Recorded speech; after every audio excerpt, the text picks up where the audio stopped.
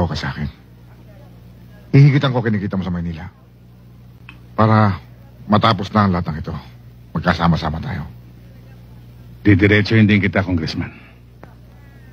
Hindi pinagbibili ang lupa ng aking kapatid. Alam mo yan. At hindi ako magtatrabaho sa'yo. Bakit naman? Nagtanong din ako tungkol sa'yo.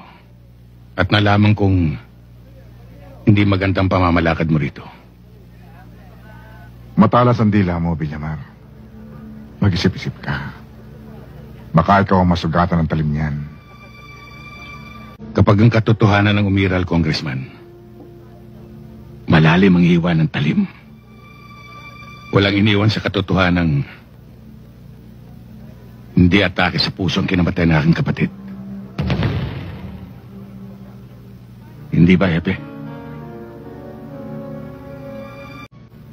Nalimutan mo yata. Nasa loob ka ng pamamahay ko para makapagsalita ka sa akin ng ganyan. Hindi porket napangasan mo mga tauhan ko. Pwede mo na ako hakbangan. Baka gusto mong manahog ng bahay ko. Nauna pa.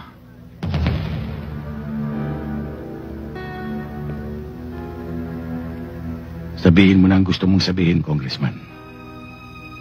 Pero gusto kong malaman mo. Huwag ka na muna magpaikot.